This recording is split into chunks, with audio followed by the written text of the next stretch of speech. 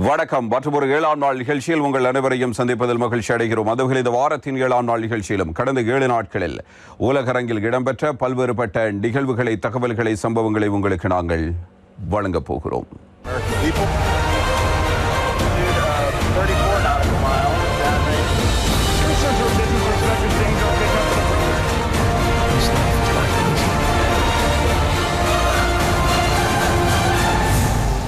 Israel பாலஸ்தீன போதரின் உச்சகட்டத்தை நாங்கள் எதிர்வரும் நாட்களில் எதிர்பார்க்க இருக்கிறோம். காசா மக்கள் வடக்கிலிருந்தும் தெற்கிலிருந்தும் வெளியேற்றப்பட்டதற்கு பிறகு ரஃபா நகருக்குத்தான் அனுப்பி வைக்கப்பட்டார்கள். அதுவும் அகதிகளாக தற்காலிக தங்குமிடங்களில் வசித்து வந்த மக்கள், அதே நேரத்தில் அதே பகுதியில் வசித்து வந்த மக்கள் என்று லட்சக்கணக்கான மக்கள் இவ்வாறு இருந்து வந்த நிலையில் அந்த மக்களை வெளியேறுமாறு இஸ்ரேல் ராணுவம் வலியுறுத்த ஐநாவுக்கான அகதிகள் அமைப்பு இது தொடர்பில் கண்டனத்தை வெளிப்படுத்த இருந்தது. கிட்டத்தட்ட 1 லட்சத்துக்கு உட்பட்டோர் இதுவரையில் வெளியேறியிருப்பதான செய்திகளும் தரப்பட்டிருக்கின்றன. இன்னும் ஒரு பக்கத்தில் இஸ்ரேல் ராணுவம் ரஃபா நகரை சுற்றி வளைத்து தாக்குதல் நடத்துவதற்கான ஆயத்த பணிகளை கடந்த சில நாட்களாகவே மேற்கொண்டு வந்தது. அதுவும் குறிப்பாக மே மாதம் 6ஆம் தேதிக்கு பிறகு இஸ்ரேலுக்கு எந்த வகையிலும் ஆயுதத்தை விநியோகிக்கப் போவதில்லை என்ற ஒரு கருத்தினை அமெரிக்க அதிபர் ஜோ பைடன் உள்ளிட்ட அமெரிக்க அதிகாரிகள் கூறினாலும் இஸ்ரேல் நாங்கள் தனித்து நின்று போரிடுவோம், யாருடையதும் தேவையில்லை என்று இஸ்ரேல் பிரதமர் பெஞ்சமின் நெத்தன்யாகு கூறி இந்த போருக்கான ஆயத்த பணிகளை மேற்கொண்டு வந்திருந்தார். அதிலும் குறிப்பாக இந்த நகம் இருந்தால் நகத்தின் கூட நாங்கள் அதனையும் பயன்படுத்தி போரிட தயார் என்றும் அவர் கூறியிருந்தார். அப்படி தேவைப்படாது ஏனென்றால் போதுமான அளவு ஆயுதங்கள் இருப்பதாக இஸ்ரேல் பிரதமர் கூறியிருந்தார். திட்ட தெளிவாக இருக்கிறார்கள். இந்த போரில் ஈடுபடுவது, ரஃபா நகரை சுற்றி வளைப்பது, பொதுமக்கள் மீது மீண்டும் தாக்குதல் நடத்துவது என்று. ஏனென்றால் காசாவிலே இருக்கிற ஹமாஸ் அமைப்பினரை ஒட்டுமொத்தமாக அழிப்பதும் ஒழிப்பதுதான் இவர்களுடைய பிரதான நோக்கமாக சொல்லப்படுகிறது. ஆனால் ஒட்டுமொத்தமாக காசா பாலஸ்தீன் பகுதிகளை கைப்பற்றுவதுதான் இஸ்ரேலுடைய இலக்காக இருக்கிறது என்பதை திட்ட தெளிவாக தெரிகிறது. ஐரோப்பிய நாடுகள், அமெரிக்கா போன்ற நாடுகளுடைய எதிர்ப்பையும் மீறி ரஃபா நகரை சுற்றி வளைத்து தாக்குதல் நடத்துவதற்கான முயற்சியினை இஸ்ரேல் பிரதமர் இவ்வாறு எடுத்து வந்திருக்கிறார். ஒரு பக்கம் துருக்கி தன்னுடைய வர்த்தக தொடர்புகளை துண்டிப்பதற்கான ஒரு முயற்சியினை எடுக்க, அதற்கு மாற்றாக இஸ்ரேலும் ஒரு அதிரடி நடவடிக்கை எடுத்திருப்பதான செய்திகள் வெளியாகி இருக்கின்றன. இன்னும் ஒரு பக்கத்தில் ஏனைய நாடுகள், முக்கியமான ஐக்கிய நாடுகள் சபையினுடைய அமைப்புகள் இது தொடர்பில் எதிர்ப்பு கருத்துக்களை வெளியிட்டு வருகின்றன. ரஃபாவில் ஒரு தாக்குதல் நடத்தப்பட்டால் அது ஒட்டுமொத்தமான இனப்படுகொலைக்கு சமமாகும் என்ற ஒரு கருத்தும் முன்வைக்கப்பட்டு வருகிறது. ஆனாலும் ஏற்கனவே எகிப்து எல்லையொட்டிய சில பகுதிகளை இஸ்ரேலிய படையினர் கைப்பற்றிக் கொண்டு ஒட்டுமொத்தமாக ரஃபா நகரை சுற்றி வளைத்திருப்பதான செய்திகள் தரப்படுகின்றன. ஆயுதங்களோடும் அதனிடத்தில் படையினர் ஏனைய யுத்த தாங்கிகளோடும் தயார் நிலையில் இப்பொழுது இருந்து கொண்டிருக்கிறார்கள். ஒரு சில இடங்களில் மோதல் சம்பவங்களும் அரங்கேறிக் கொண்டிருக்கின்றன. சில தினங்களுக்கு முன்பும் ஒரு தாக்குதல் நடத்தப்பட்டிருந்தது. இவ்வாறு ஒரு அதிபயங்கரமான மோதலுக்கு காசா போர் முனை இப்பொழுது தயாராகி கொண்டிருக்கிறது என்பதை அண்மைய செய்திகள் எமக்கு சொல்லியிருக்கின்றன. உண்மையில் இந்த வாரத்துக்குள் உலகளவில் இஸ்ரேல் பாலஸ்தீன் பிரச்சனையில் என்ன நடைபெற்றிருக்கிறது என்பதை பற்றி நாம் விரிவாக தெரிந்து கொள்வோம். இன்னும் ஒரு பக்கத்தில் மாணவர்கள், அதுவும் குறிப்பாக அமெரிக்க பல்கலைக்கழகங்களிலே இருக்கிற மாணவர்கள், ஐரோப்பிய பல்கலைக்கழகங்களிலே படிக்கிற மாணவர்கள் பாலஸ்தீனத்தின் விடுதலைக்காகவும் போரை உடனடியாக நிறுத்த கோரியும் எதிர்ப்பு நடவடிக்கைகளையும் போராட்டங்களையும் ஒவ்வொரு பகுதிகளிலும் மாணவ பல்கலைக்கழகங்களிலும் தீவிரப்படுத்தி வருகிறார்கள். இஸ்ரேல் ஹமாஸ் மோதலை முடிவுக்கு கொண்டு வருவதற்கு கத்தார், எகிப்து ஆகிய 2 மத்திய கிழக்கு நாடுகள் பல மாதங்களாக பல்வேறு கட்ட பேச்சுவார்த்தைகளை நடத்தியதன் பயனாய் போர் நிறுத்தத்துக்கு நிபந்தனைகளுடன் ஹமாஸ் ஒப்புக்கொண்டது. மறுபுறம் மேற்கண்ட போர் நிறுத்த பரிந்துரையை இஸ்ரேல் ஒப்புக்கொள்ளவில்லை. மேலும் எகிப்து எல்லையில் அமைந்துள்ள ரஃபா நகரில் தாக்குதலை தீவிரப்படுத்த இஸ்ரேல் ஆயத்தமாகியுள்ளது. இதையடுத்து காசாவின் ரஃபா நகரிலிருந்து வெளியேறுமாறு சுமார் 1 லட்சம் பாலஸ்தீனர்களுக்கு இஸ்ரேல் ராணுவம் உத்தரவிட்டுள்ளது. ரஃபா நகருக்குள் நுழைந்து இஸ்ரேல் ராணுவம் தாக்குதல் நடத்தினால் அது மிகப்பெரிய அழிவை ஏற்படுத்தும். இது எண்ணற்ற பொதுமக்கள் உயிரிழப்பதற்கு வழிவகுக்கும் என்று ஐநா அகதிகள் நல பிரிவான UNRWA இஸ்ரேலின் இந்த உத்தரவை கண்டித்துள்ளது. எனினும் அதை பொருட்படுத்தாமல் ரஃபாயில் ஆயுதப்படையினருக்கு எதிராக நாங்கள் மிக கடுமையான தாக்குதல் நடத்தவிருப்பதால் பொதுமக்கள் அங்கிருந்து பாதுகாப்பான பகுதிக்கு உடனடியாக வெளியேற வேண்டும் என்று எச்சரிக்கை விடுக்கப்பட்டுள்ளது. இந்நிலையில் ரஃபாவில் இருந்து எங்கே செல்வது என நெருக்கடியாய் நிற்கும் அங்குள்ள லட்சக்கணக்கான பாலஸ்தீன மக்கள் கதறுகின்றனர். இஸ்ரேல் ராணுவம் தாக்குதலை தீவிரப்படுத்தியுள்ள கிழக்கு ரஃபாவில் இருந்து ஏராளமானோர் தங்கள் உடைமைகளை ஏந்திக் கொண்டு சுமை வாகனங்கள், கார்கள், கழுதை பூட்டிய வண்டிகள் என தங்களிடம் உள்ள அனைத்து வகையான வாகனங்களையும் பயன்படுத்தி அங்கிருந்து இடம்பெயர்ந்து வருகின்றனர். பலர் நடந்தே வேறு இடங்களுக்கு செல்வதையும் காண முடிகிறது என அங்குள்ள செய்தியாளர்கள் தெரிவிக்கின்றனர். காசாவில் உள்ள மக்களுக்காக நிவாரணப் பொருட்கள் உதவிகள் செல்லும் முக்கிய வழிப்பாதையாக அமைந்துள்ள கிழக்கு ரஃபாவின் ரஃபா எல்லை பகுதியை இஸ்ரேல் ராணுவம் ஆக்கிரமித்துள்ளதால் காசாவுக்கான நிவாரணப் பொருட்கள் சென்றடைவதிலும் சிக்கல் ஏற்பட்டுள்ளதாக கள நிலவரங்கள் தெரிவிக்கின்றன. இதனிடையே ரஃபாவில் குடியிருப்பு பகுதிகளை குறிவைத்து மே 6ஆம் தேதி இஸ்ரேல் நடத்திய வான்வழி தாக்குதல்களில் 12 பேர் கொல்லப்பட்டதாகவும் தெரிவிக்கப்பட்டது. இந்த நிலையில் பாலஸ்தீன அகதிகளுக்கான ஐநா முகமை வியாழக்கிழமை 80,000க்கும் அதிகமான மக்கள் ரஃபாவிலிருந்து கடந்த 3 நாட்களில் இடம்பெயர்ந்ததாக தெரிவித்துள்ளது. இஸ்ரேல் ராணுவம் காசாவின் தெற்கு பகுதியில் ராணுவ நடவடிக்கைகளை விரிவுபடுத்தியுள்ளதால் அங்குள்ள மக்களை இடம்பெயரச் சொல்லி அறிவுறுத்தியது. இந்நிலையில் ஐக்கிய நாடுகளின் பாலஸ்தீன அகதிகளுக்கான முகமை தனது எக்ஸ் பக்கத்தில் கூறும்போது, இஸ்ரேலின் ராணுவ நடவடிக்கைகள் தீவிரமடை தொடங்கிய மே 6ஆம் தேதி முதல் 80,000 பேர் ரஃபாவிலிருந்து வேறு புகலிடம் தேடி இடம்பெயர்ந்துள்ளனர். இடம்பெயரும் குடும்பங்களின் எண்ணிக்கை அதிகரித்துள்ளதாகவும் பாதுகாப்பான இடம் என்று எதுவும் இல்லை எனவும் முகமை கவலையை வெளிப்படுத்தியுள்ளது.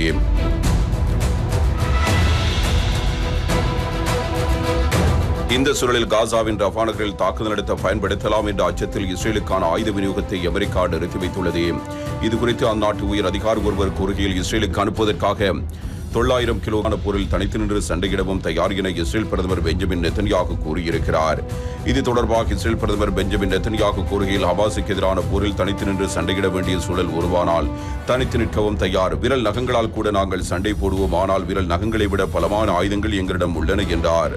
அதேபோல் ரஃபா தாக்குதலுக்கு போதுமான ஆயுதங்கள் தங்கள் வசம் இருப்பதாக இஸ்ரேல் ராணுவ செய்தி தொடர்பாளரும் கூறினார். போரால் பாதிக்கப்பட்ட காசாவில் பொதுமக்களின் கடைசி புகலிடமாக திகழ்ந்த ரஃபா நகரின் புறநகர் பகுதிகளில் இப்போதும் இஸ்ரேல் ராணுவத்திற்கும் பாலஸ்தீன ஆயுத குழுவினருக்கும் இடையே தீவிர சண்டை நடந்து வருகிறது. அந்த நகரின் மீது இஸ்ரேல் ராணுவம் எப்போது வேண்டுமானாலும் படை எடுக்கலாம் என்று அஞ்சப்பட்ட நிலையில் அங்கிருந்து சுமார் 1,00,000 பேர் வெளியேறியதாக தற்போதைய தகவல்கள் கூறுகின்றன. இதுகுறித்து அசோசியேட்டட் பிரஸ் செய்தி நிறுவனம் கூறுகையில், காசாவில் இதுவரை இஸ்ரேலின் படையெடுப்புகளுக்கு உள்ளாகாத ஒரே நகரான ரஃபாவின் புகர் பகுதிகளில் அந்நாட்டு ராணுவம் மிகப்பெரிய அளவில் படைகளை குவித்துள்ளது. இருந்தாலும் அமெரிக்காவின் தீவிர எதிர்ப்பு காரணமாக அந்த நகருக்குள் படையெடுக்கும் திட்டத்தை இஸ்ரேல் ராணுவம் நிறுத்தி வைத்துள்ளதாக தெரிகிறது. இதே நேரம் ரஃபா புகர் பகுதிகளில் இஸ்ரேல் ராணுவத்துக்கும் பாலஸ்தீன ஆயுத படையினருக்கும் இடையே தீவிர சண்டை நடந்து வருவதாக தகவல்கள் தெரிவிக்கின்றன. இது தவிர வடக்கு காசா பகுதியிலும் இஸ்ரேல் ராணுவத்துடன் பாலஸ்தீன ஆயுத குழுவினர் மோதலில் ஈடுபட்டனர். அந்த பகுதியில் நீண்ட காலமாக பதுங்கியிருந்த ஆயுத குழுவினர் தற்போது மீண்டும் இஸ்ரேல் படையினர் மீது தாக்குதல் நடத்தி வருகின்றனர். முன்னதாக ரஃபா நகரில் மசூதி அருகே இஸ்ரேல் படையினர் வியாழக்கிழமை நடத்திய பீரங்கி தாக்குதலில் 3 பேர் உயிரிழந்தனர். மேலும் அந்த நகரின் கிழக்கு எல்லைப் பகுதியிலும் இஸ்ரேல் ராணுவ ஹெலிகாப்டர்கள் தாக்குதலில் ஈடுபட்டதாக தகவல்கள் வெளியாகின.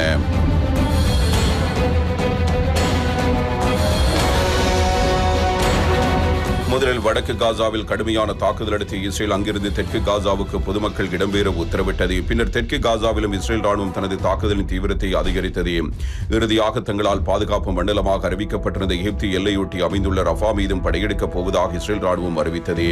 இதற்கு அமெரிக்கா உள்ளிட்ட நாடுகள் கடும் எதிர்ப்பு தெரிவித்த நிலையில் போரால் பாதிக்கப்பட்ட காசாவில் பொதுமக்களின் கடைசி புகலிடமாக திகழும் ரஃபாவில் தரைவழி தாக்குதல் நடத்தினால் அது மிகப்பெரிய மனித பேரழிவுக்கு வழிவகுக்கும் என்று ஐநாவும் ஐரோப்பிய நாடுகளும் எச்சரித்து வருகின்றன. இருந்தாலும் அதனை பொருட்படுத்தாத இஸ்ரேல் ரஃபா மீது படையெடுப்பதற்கான முன்னேற்பாடுகளை தொடர்ந்து செய்து வருகிறது. அதன் ஒரு பகுதியாக எகிப்துக்கும் ரஃபா நகருக்கும் இடையிலான எல்லையில் பாலஸ்தீனத்துக்கு சொந்தமான பகுதியை இஸ்ரேல் ராணுவம் செவ்வாய்க்கிழமை அதிரடியாக கைப்பற்றியது. அதைத் தொடர்ந்து ரஃபா நகரை சுற்றிலும் இஸ்ரேல் ராணுவம் படைகளை குவித்தது. இந்நிலையில் ரஃபா புகர் பகுதிகளில் இஸ்ரேல் ராணுவத்துக்கும் ஆயுத குழுவினருக்கும் இடையே தீவிர சண்டை நடந்து வருவதாக தகவல்கள் தெரிவிக்கின்றன. இதே நேரம் நாசரேத் நகரத்தில் உள்ள அல் ஜசீரா செய்தி நிறுவனத்தின் அலுவலகத்தில் இஸ்ரேல் போலீசார் கடந்த வியாழக்கிழமை சோதனையில் ஈடுபட்டதுடன் அல் ஜசீராவுக்கு சொந்தமான கருவிகளையும் பறிமுதல் செய்தனர். கத்தாரை மையமாக கொண்ட அல் ஜசீரா செய்தி நிறுவனத்தின் இஸ்ரேல் அலுவலகங்களை மூடுவதற்கு அமைச்சரவை ஒப்புதல் அளித்த சில நாட்களுக்கு பிறகு இந்த சோதனை நடைபெற்றுள்ளது. இஸ்ரேல் அல் ஜசீரா அலைவரிசையின் ஒளிபரப்பையும் முடக்கியுள்ளது. ஞாயிற்றுக்கிழமை இஸ்ரேல் தொழில்நுட்பத்துறை அமைச்சர் இதற்கான ஆணையில் கையெழுத்திட்டார். அதே நாளில் கிழக்கு ஜெருசலமில் உள்ள அல் ஜசீரா அலுவலகத்தில் இஸ்ரேல் அரசு சோதனை நடத்தியது. காசா போர் தொடர்புடைய நிகழ்வுகளை செய்தியாக்குவதில் பாரபட்சமாக நடந்து கொள்வதாக இஸ்ரேல் பிரதமர் நெத்தன்யாகு அல் ஜசீரா மீது குற்றம் சுமத்தினார். இதனை மறுத்துள்ள அல் ஜசீரா இந்த தடை சட்டம் புறம்பானது எனவும் மனித உரிமைகள் மற்றும் தகவல் பெறும் அடிப்படை உரிமையை மீறும் செயல் எனவும் தெரிவித்தது. அல் ஜசீரா தனது பணியாளர்கள் மற்றும் செய்தி நிறுவனத்தின் உரிமையை காக்க இஸ்ரேலின் நடவடிக்கைக்கு எதிராக இந்த நடவடிக்கை எடுக்கப் போவதாகவும் தெரிவித்துள்ளது.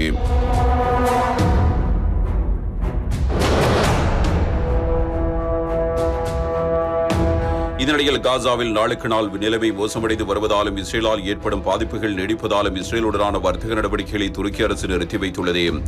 இஸ்ரேலுக்கான ஏற்றுமதியில் கடந்த மாதம் துருக்கி பல கட்டுப்பாடுகளை விதித்திருந்த நிலையில் அடுத்த கட்ட நடவடிக்கையாக அனைத்து வர்த்தக நடவடிக்கைகளையும் நிறுத்தியுள்ளது. இது தொடர்பாக துருக்கி வர்த்தக அமைச்சகம் வெளியிட்டுள்ள அறிக்கையில், ஏப்ரல் மாதம் இஸ்ரேலுக்கான 54 தயாரிப்பு நிறுவனங்களின் ஏற்றுமதியை அரசு தடை செய்தது. ஏனெனில் படுகொலை, மனிதாபிமான பேரழிவு, இஸ்ரேலால் ஏற்படும் அழிவுகள் தொடர்ந்தன. மேலும் இஸ்ரேலிய அரசாங்கம் சர்வதேச போர் நிறுத்த முயற்சிகளை புறக்கணித்ததுடன் பாதிக்கப்பட்டவர்களுக்கு மனிதாபிமான உதவியையும் தடுத்தது. இப்போது இரண்டாம் கட்ட நடவடிக்கையாக இஸ்ரேலுடனான ஏற்றுமதி மற்றும் இறக்குமதிகள் அனைத்தும் நிறுத்தப்பட்டுள்ளன. இஸ்ரேலிய அரசாங்கம் காசாவுக்கு மனிதாபிமான உதவிகளை தடையின்றி போதுமான அளவில் வழங்க அனுமதிக்கும் வரை இந்த புதிய நடவடிக்கைகளை அரசு செயற்படுத்தும் என வர்த்தக அமைச்சகம் கூறியுள்ளது.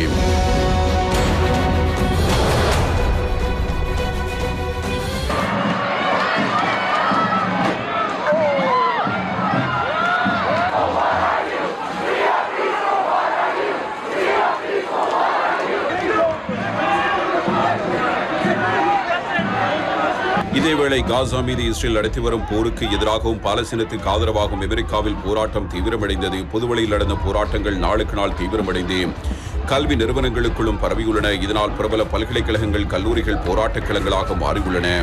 காசாவில் போர் நிறுத்தம் கொண்டுவர வேண்டும் எனவும் இஸ்ரேலுக்கான அமெரிக்க ராணுவ உதவியை நிறுத்த வேண்டும் எனவும் போரினால் பலனடையும் நிறுவனங்களிலிருந்து பல்கலைக்கழக முதலீடுகளை திரும்பப் பெற வேண்டும் எனவும் போராட்டத்தில் ஈடுபடும் மாணவர்கள் வலியுறுத்தி வருகின்றனர். இந்த போராட்டங்களுக்கு தடை விதிக்கப்பட்டுள்ள நிலையில் தடையை மீறி போராட்டத்தில் ஈடுபடும் மாணவர்கள் கைது செய்யப்படுகின்றனர். இதற்கிடையே சுமார் 30 அமெரிக்க பல்கலைக்கழகங்கள் மற்றும் கல்லூரிகளில் தற்போது போராட்டம் தீவிரமடைந்திருந்தது. கடந்த ஏப்ரல் 18ஆம் தேதி கொலம்பியா பல்கலைக்கழகத்தில் நடந்த போராட்டத்தின் போது 100க்கும் மேற்பட்ட மாணவர்களை போலீசார் கைது செய்தனர். இதனைத் தொடர்ந்து அமெரிக்காவின் பல்வேறு மாகாணங்களில் உள்ள கல்வி நிலையங்களிலும் மாணவர்கள் போராட்டத்தில் ஈடுபட தொடங்கினர். போராட்டத்தை தடுக்க பல்கலைக்கழகங்களில் கலவர தடுப்பு போலீசார் குவிக்கப்பட்டனர். புளோரிடா உள்ளிட்ட சில பகுதிகளில் போலீசார் போராட்டக்காரர்களை கலைக்க கண்ணீர் புகை குண்டுகளை பயன்படுத்தினர். மேலும் சில இடங்களில் போலீசார் வன்முறையை கையாள்வதாகவும் போராட்டக்காரர்கள் கடுமையாக தாக்கப்பட்டுள்ளதாகவும் குற்றச்சாட்டுகள் எழுந்துள்ளன. இந்த போராட்டங்கள் தொடர்பாக அமெரிக்கா முழுவதும் இதுவரை 2000க்கும் அதிகமானோர் கைது செய்யப்பட்டுள்ளதாக தகவல்கள் வெளியாகியுள்ளது. இஸ்ரேல் பாலஸ்தீன் விவகாரத்தை ஜோ பைடன் தலைமையிலான அமெரிக்க அரசு கையாளும் விதம் அமெரிக்க இளைஞர்கள் மத்தியில் கடும் அதிருப்தியை ஏற்படுத்தியுள்ளதாக அங்குள்ள தனியார் செய்தி நிறுவனத்தின் ஆய்வறிக்கையில் தகவல் வெளியிடப்பட்டுள்ளது. அமெரிக்க கல்வி நிறுவனங்களில் நடந்து வரும் பாலஸ்தீன ஆதரவு போராட்டங்கள் குறித்து அமெரிக்க அதிபர் ஜோ பைடனிடம் செய்தியாளர்கள் கேள்வி எழுப்பினர். இதற்கு பதிலளித்த ஜோ பைடன், அமைதியான முறையில் போராட்டம் நடத்துவதை நான் ஆதரிக்கிறேன். ஆனால் காழ்ப்புணர்ச்சி, வன்முறை, வெறுப்பு பேச்சு மற்றும் பிற குழப்பங்களுக்கு அமைதியான போராட்டத்தில் இடம் கிடையாது. கருத்து வேறுபாடுகள் காரணமாக சீர்குலைவு ஏற்படக்கூடாது என்று தெரிவித்தார்.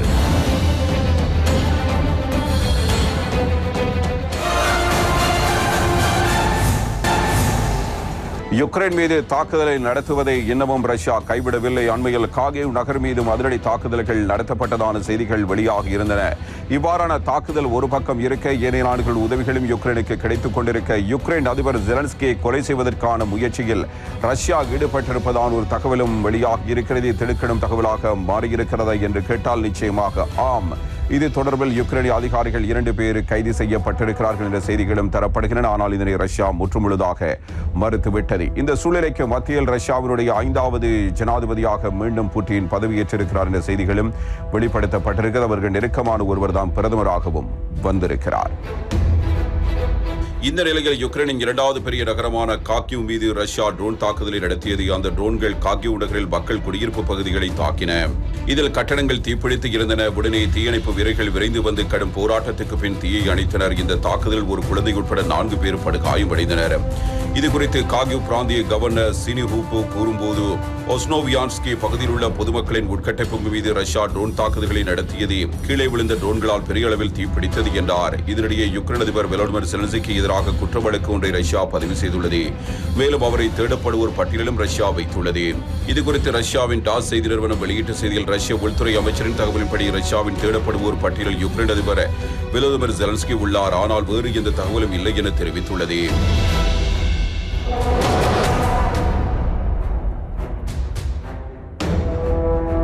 அமெரிக்காவின் கட்டுப்பாட்டில் உள்ள சக்தி வாய்ந்த ராணுவ அமைப்பான நேட்டோவில் இணைவதாக யுக்ரைன் அறிவித்ததை அடுத்து அதன் மீது அண்டை நாடான ரஷ்யா போரை தொடங்கியது. 2 ஆண்டுகளுக்கு மேலாக நீடித்து வரும் இந்த போரில் யுக்ரைனுக்கு ஆதரவாக அமெரிக்கா உள்ளிட்ட நாடுகள் உதவி வருவதால் ராணுவம் பலமிகுந்த ரஷ்யாவின் நடவடிக்கையை சமாளித்து வருகிறது. இருப்பினும் யுக்ரைன் மீது கூலிப்படை தாக்குதல், ஆளில்லா விமானங்கள், ஏவுகணைகள் ஆகியவற்றுடன் கூடிய தாக்குதலை ரஷ்யா மேற்கொண்டு யுக்ரைன் நாட்டை ஒடுக்க முயற்சித்து வருகிறது. இந்த நிலையில் யுக்ரைன் அதிபர் ஜெலன்ஸ்கியை கொல்ல சதித்திட்டம் தீட்டியதற்காக உளவு பிரிவில் கேர்னல் பதவி வகித்து வந்த 2 அதிகாரிகள் கைது செய்யப்பட்டுள்ளனர். அவர்களிடம் நடத்திய கிடுக்குப்பிடி விசாரணையில் பல உண்மைகளை அவர்கள் கக்கியுள்ளனர். அவற்றின் விவரங்களும் வெளியாகியுள்ளன. யுக்ரைன் அரசின் பாதுகாப்பு மற்றும் உளவு பிரிவில் பணியாற்றி வந்த தளபதிகள் 2 பேரும் ரஷ்யாவின் உளவுத்துறையினருக்கு துப்பு சொல்லி வந்துள்ளனர். இதற்காக பல கோடி ரூபாய் லஞ்சமாக பெற்றுள்ளனர். இதன் மூலம் நாட்டின் ரகசிய நடவடிக்கைகள், ராணுவ தாக்குதல்கள் குறித்தான தகவல்கள் ஆகியவற்றை கசிய விட்டுள்ளனர். ஒரு கட்டத்தில் அவர்களுக்கு யுக்ரைன் அதிபர் ஜெலன்ஸ்கியை கொன்றுவிடுமாறு ரஷ்யா சார்பில் உத்தரவு பிறப்பிக்கப்பட்டதாக கூறப்படுகிறது. இதற்காக பல கோடி பணம், ரஷ்ய நாட்டு குடியுரிமை, பெண்கள் ஆகியவை பேரமாக பேசப்பட்டுள்ளது. இதற்கு ஒப்புக்கொண்ட பின்னர் ரஷ்யாவில் இருந்து உயர்தர தொழில்நுட்பத்துடன் கூடிய 2 ஆளில்லா விமானங்கள் அவர்களுக்கு வழங்கப்பட்டு அதிபரை படுகொலை செய்வதற்கான திட்டமும் வகுத்து தரப்பட்டுள்ளது. இது குறித்தான தவறுகளை யுக்ரைன் பாதுகாப்பு அமைச்சகம் தெரிவித்துள்ள நிலையில் இருவர் மீதும் தேசத்துரோக வழக்கு பதியப்பட்டு மேல் விசாரணை நடத்தப்பட்டுள்ளதாக கூறியுள்ளனர்.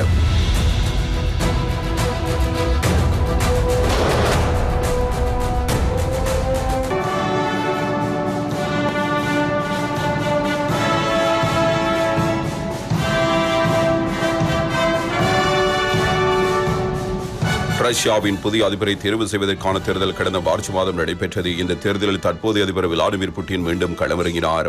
வலுவான எதிர்க்கட்சி வேட்பாளர்கள் யாரும் போட்டியிடவில்லை. கிரெம்ளின் ஆதரவு வேட்பாளர்கள் 3 பேர் மட்டுமே புட்டினுக்கு எதிராக போட்டியிட அனுமதி கிடைத்தது.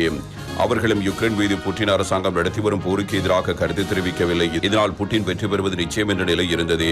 இதனையடுத்து தேர்தல் பதிவான எண்ணப்பட்ட வாக்களின் அடிப்படையில் 87.29% வாக்கள் பெற்று புட்டின் மீண்டும் வெற்றி பெற்றதாக தேர்தல் ஆணையம் கடந்த மார்ச் 18ஆம் தேதி அதிகாரப்பூர்வமாக அறிவித்தது. இதனைத் தொடர்ந்து புட்டினின் பதவியேற்பு விழா நடைபெற்றது. இதன்படி ரஷ்யாவின் அதிபராக 5வது முறை புட்டின் பதவியேற்றுக் கொண்டார். ரஷ்யாவின் அதிபரின் பதவிக்காலம் 6 ஆண்டுகள் என்பதும் குறிப்பிடத்தக்கது. இதேவேளை ரஷ்யாவின் பிரதமராக மிக்கேயில் மிஷுஸ்டினை அதிபர் விளாடிமிர் புட்டின் மீண்டும் நியமித்துள்ளார். 58 வயதாகும் அவர் வரி விதிப்பு அதிகாரியாக பொறுப்பு வகித்தவர். தீவிர அரசியலில் ஈடுபடாதவர்தான் மீண்டும் பிரதமராவார் என்று ஏற்கனவே எதிர்பார்க்கப்பட்டது.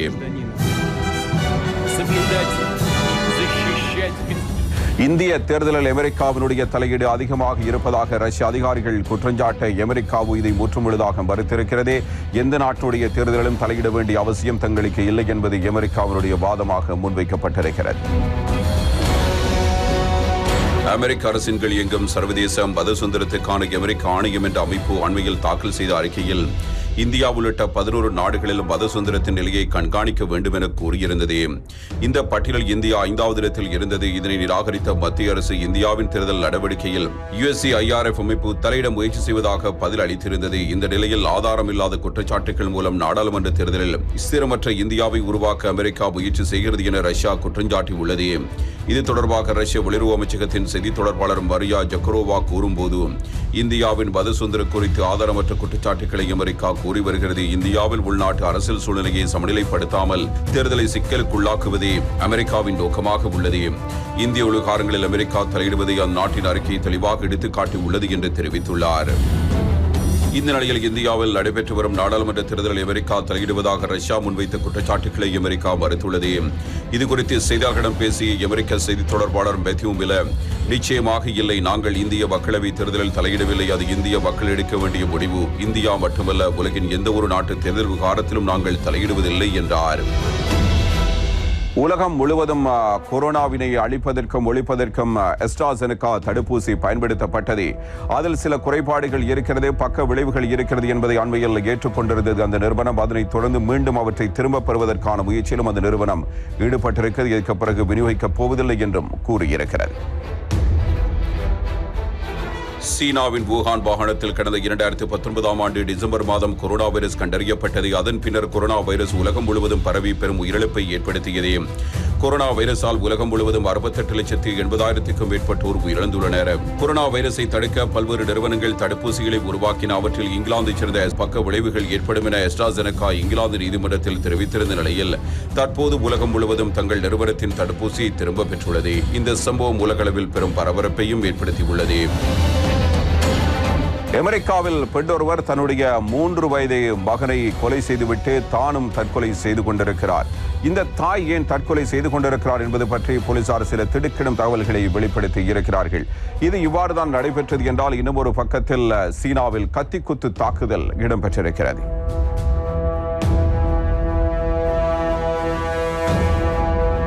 அமெரிக்காவின் டெக்சாஸ் மாகாணத்தில் வசித்து வந்தவர் சவானா கிரிக்கர். இவருக்கு வயது 32. இவருடைய மகன் கெய்தன். இவருடைய மகனுக்கு 3 வயது. இந்த நிலையில் சான் ஆண்டோனியோ பகுதியில் உள்ள பூங்காவுக்கு மகனுடன் சென்ற அவர் மகனை துப்பாக்கியால் சுட்டு கொலை செய்துவிட்டு அவரும் தற்கொலை செய்து கொண்டார். இந்த அதிர்ச்சி சம்பவம் பற்றி போலீசார் விசாரிக்க சென்றிருக்கிறார். ஆனால் அப்போது அவர் வீட்டில் இல்லை.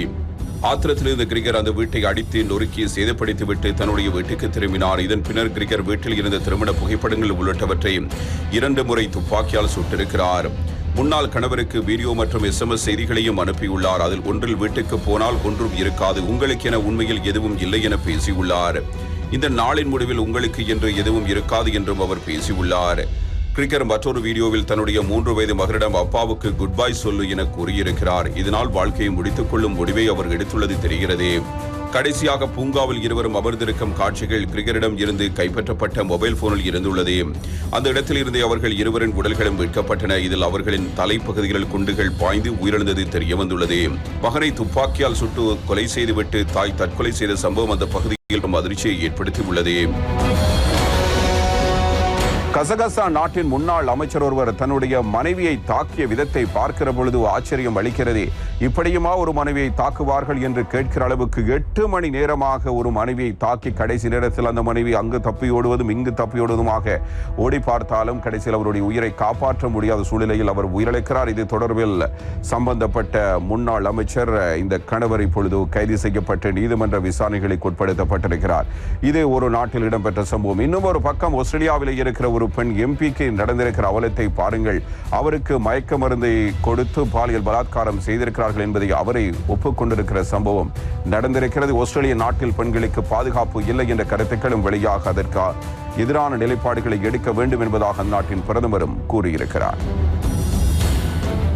இதே நேரம் மத்திய ஆசிய நாடுகளில் ஒன்றான கசகஸ்தான் நாட்டில் 6 ஒரு பெண் துணைவரால் வன்முறையை எதிர்கொள்கிறார் என அரசு தகவல் தெரிவிக்கிறது. இந்த நிலையில் முன்னாள் அமைச்சர் ஒருவர் அவருடைய மனைவியை படுகொலை செய்த விவகாரம் அந்த நாடு முழுவதும் புயலை கிளப்பியுள்ளது. இதன் தொடர்ச்சியாக சட்டங்களை கடுமையாக்க அரசு முடிவு செய்துள்ளது. கசகஸ்தானின் முன்னாள் பொருளாதார அமைச்சர் குவாண்டிக் பீஷும்போயோ என்பவர் அவருடைய மனைவி சால்டனட் நீக்குனோவா என்பவரை படுகொலை செய்த குற்றத்திற்காக வழக்கை எதிர்கொண்டுள்ளார். நீக்தோவா 4 குழந்தைகளுக்கு தந்தையான குவாண்டிக்கின் 3வது மனைவி ஆவார். கடந்த 2023ஆம் ஆண்டு நவம்பரில் ஆல்மேட்டி பகுதியில் உள்ள அவருடைய சொந்த உணவு விடுதியில் வைத்து மனைவியை 8 மணி நேரம் கடுமையாக தாக்கியுள்ளார். தலைமுடியை பிடித்து இழுத்துச் சென்று தொடர்ந்தும் அடித்தும் குத்தியும் தாக்கியிருக்கிறார். இந்த காட்சிகள் CCTV கேமராவில் பதிவாகியுள்ளன. முந்தைய நாள் இரவு முழுவதும் மற்றும் சம்பவம் நடந்த அன்றும் 2 பேரும் ஒன்றாக இருந்துள்ளனர். இது பற்றி போலீசாருக்கு எதுவும் தெரிவிக்கப்படவில்லை. இந்த தாக்குதல் பலத்த காயமடைந்த நியூக்னோவா சுயநினைவு இழந்து போனார். 12 மணி நேரத்துக்கு பின்னரே ஆம்புலன்ஸ் ஒன்று சம்பவ இடத்துக்கு வந்துள்ளது.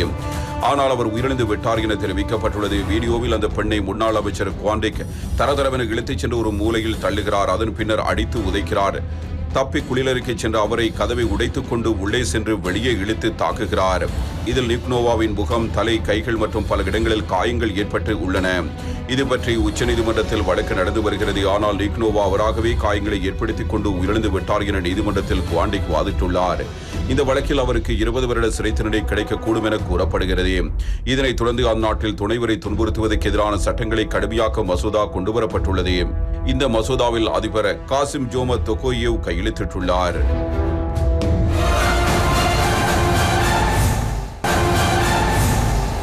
பாடகி ஷக்கீரா மீதான வரி ஏய்ப்பு வழக்கு முற்றுமுழுதாக கைவிடப்பட்டிருப்பதான தகவல்கள் வெளியாகி இருக்கிற அதே சந்தர்ப்பத்தில் பாகிஸ்தான் முன்னாள் பிரதமர் இம்ரான் கானுடைய மனைவி பிபி இப்பொழுது விளக்கமறியலுக்கு மாற்றப்பட்டிருக்கிறார் என்ற செய்திகளும் தரப்பட்டிருக்கின்றன.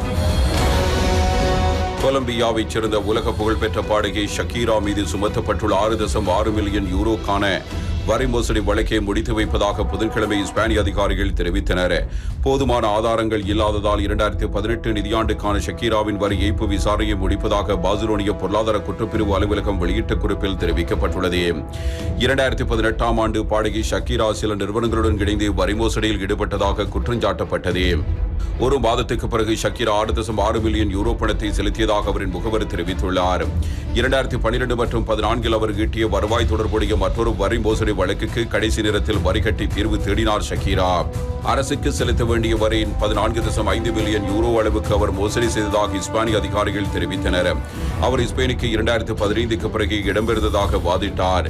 பின்னர் அந்த தொகையில் பாதியை செலுத்துவதற்கு ஒப்புக்கொண்டு அதனோடு கட்டப்பட்ட வரியும் சேர்த்து 7.8 மில்லியன் யூரோ செலுத்தினார். 47 வயதான ஷக்கீரா தற்போது மியாமியில் வசித்து வருகிறார். பார்சிலோனிய கால்பந்தாட்ட வீரர் ஜெரார்ட் பிக்குடன் ஏற்பட்ட மனக்கசப்பின் காரணமாக அவரிடமிருந்து பிரிந்து ஏப்ரல் 2023இல் தனது 2 மகன்களுடன் இடம்பெயர்ந்தார் என்பது குறிப்பிடத்தக்கது.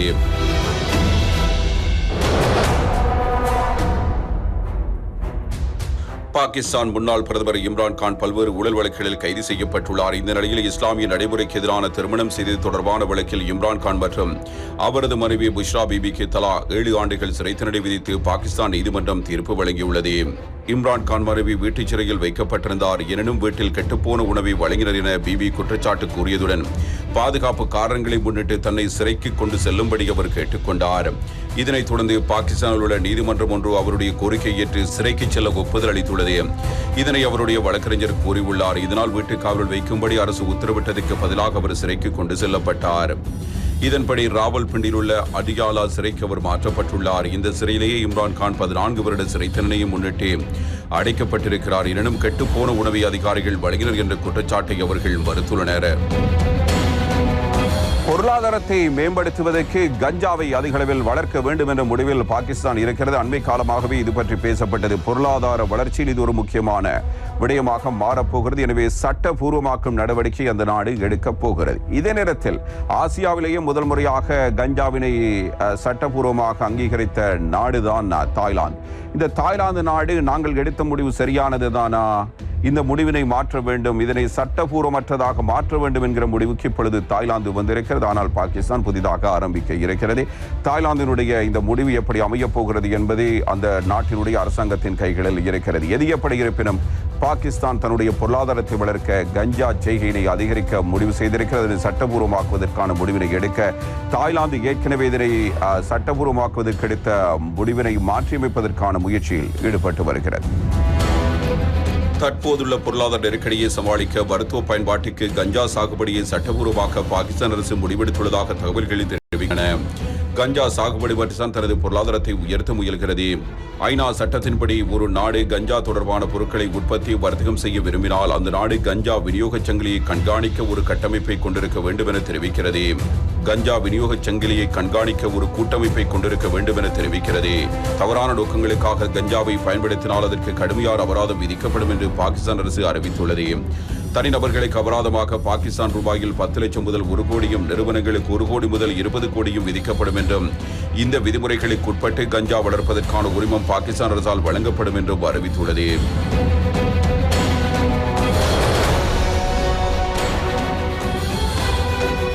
இதேவேளை கஞ்சாவை சட்டபூர்வமாக்கிய முதல் ஆசிய நாடான தாய்லாந்து அதை மீண்டும் சட்டவிரோதமாக அறிவிப்பது குறித்து பரிசீலித்து வருகிறது. இதுகுறித்து எக்ஸ் வலைத்தளத்தில் பிரதமர் ஸ்ரேதா தவிசின் வெளியிட்டுள்ள பதிவில், தற்போது கஞ்சா விநியோகத்தை கட்டுப்படுத்துவதற்கான நெறிமுறைகள் இல்லை, அது சிறுவர்களுக்கும் கிடைக்கும் அபாயம் உள்ளது, கஞ்சாவால் குற்றங்கள் அதிகரிப்பதற்கான வாய்ப்புகள் உள்ளன. எனவே கஞ்சாவை மீண்டும் தடை செய்யப்பட்ட போதைப் பொருட்கள் பட்டியல் சேர்ப்பதற்கும் வருத்துவதற்கு மட்டுமே கஞ்சா பயன்படுத்துவதை உறுதி செய்வதற்கும் வகை செய்யும் சட்ட திருத்தத்தை மேற்கொள்ளுமாறு சுகாதாரத்துறை அமைச்சகத்திடம் பரிந்துரைத்துள்ளேன் என்று அவர் குறிப்பிட்டுள்ளார். தாய்லாந்தில் கஞ்சா கடந்த 2022ஆம் ஆண்டு சட்டபூர்வமாக்கப்பட்டது. இதன் மூலம் நலிவுற்ற வடகிழக்கு மாகாண விவசாயிகள் கஞ்சா பயிரிட்டு வளம் பெற முடியும் என்று கூறப்பட்டது. மேலும் கஞ்சா பயன்பாடு மருந்துக்காக மட்டுமே இருக்கும் என்றும் உறுதியளிக்கப்பட்டது. ஆனால் நடைமுறையில் கஞ்சா கட்டுப்பாடு இல்லாமல் விநியோகிக்கப்படுகிறது. இந்த சூழலில் கஞ்சாவை மீண்டும் சட்டவிரோதமாக்குவது குறித்து பரிசீலிப்பதாக பிரதமர் ஸ்ரேதா தற்போது கூறியிருக்கிறார். ஆனால் இந்த முடிவு அமுல்படுத்தப்பட்டால் நாட்டின் பொருளாதாரம் பாதிக்கப்படும் எனவும், சட்டப்பூர்வ கஞ்சா விநியோகத்தால் தாய்லாந்தில் வளர்ச்சியடைந்து வரும் சுற்றுலாத்துறை நசிந்துவிடும் என்றும் ஒரு தரப்பினர் விமர்சித்துள்ளனர். நிலவின் இருண்ட பகுதிக்கு விண்கலத்தை அனுப்பி சோதனை செய்கிறது சீனா. இதனிடத்தில் அமெரிக்காவின் ஸ்டார்லைன் விண்வெளி ஓடத்தினை அனுப்புவதற்கான முயற்சி தோல்வியில் முடிவடைந்திருக்கிறது. இதேவேளை அமெரிக்காவின் தனியார் நிறுவனமான போயிங் உருவாக்கியுள்ள ஸ்டார்லைன் விண்வெளி ஓடத்தின் சோதனை ஓட்டம் கடைசி நேரத்தில் ஒத்திவைக்கப்பட்டது. இது குறித்த அதிகாரிகள் கூறுகையில், ஸ்டார்லைன் விண்வெளி ஓடத்தை விண்ணில் செலுத்துவதற்கு முன்னர் மேற்கொண்ட சோதனையில் அதனை ஏந்திச் செல்லும் அட்லஸ் ராக்கெட்டின் ஆக்சின் அளித்த வெளியேற்று வால்வு தானாக திறந்து மூடியது. அதனையடுத்து அந்த ராக்கெட் செலுத்தப்படுவதற்கு 2 மணி நேரத்துக்கு முன்னதாகவே அந்த திட்டம் ஒத்திவைக்கப்பட்டது என்று அதிகாரிகள் கூறினர்.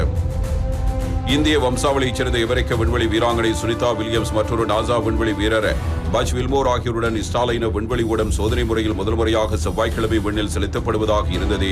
புளோரிடா மாகாணத்தின் கேப் கனவரல் ஏவுதளத்தில் இருந்து அந்த விண்வெளி ஓடத்தை செலுத்த திட்டமிடப்பட்டிருந்தது. இந்த சோதனை வெற்றியடைந்தால் ஸ்பேஸ் எக்ஸுக்கு அடுத்தபடியாக சர்வதேச விண்வெளி நிலையத்துக்கு ஆட்களை அனுப்பக்கூடிய 2வது தனியார் நிறுவனம் என்ற பெருமையை போயிங் பெற்றிருக்கும்.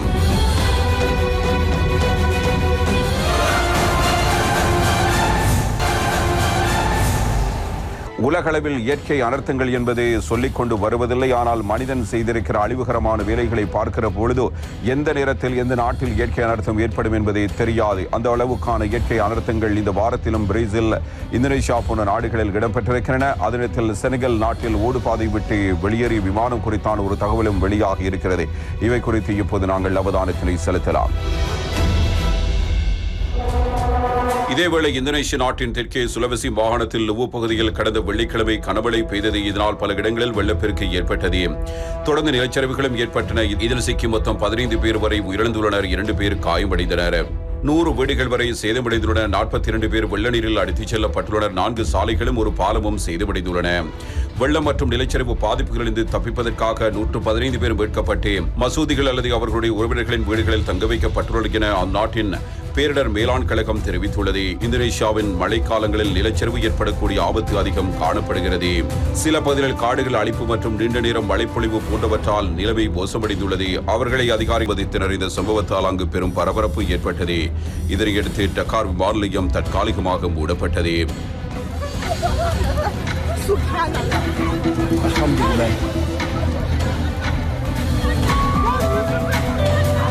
இனி உலகரங்கில் இடம்பெற்ற மேலும் சில முக்கியமான நிகழ்வுகள். இதேவேளை சீனாவின் யூனான் மாகாணம் ஷெங்ஷியாங் மாவட்டத்தில் மருத்துவமனையொன்றில் செவ்வாய்க்கிழமை நடத்தப்பட்ட கத்திக்குத்து தாக்குதல் 2 பேர் உயிரிழந்தனர். 21 பேர் காயமடைந்தனர்.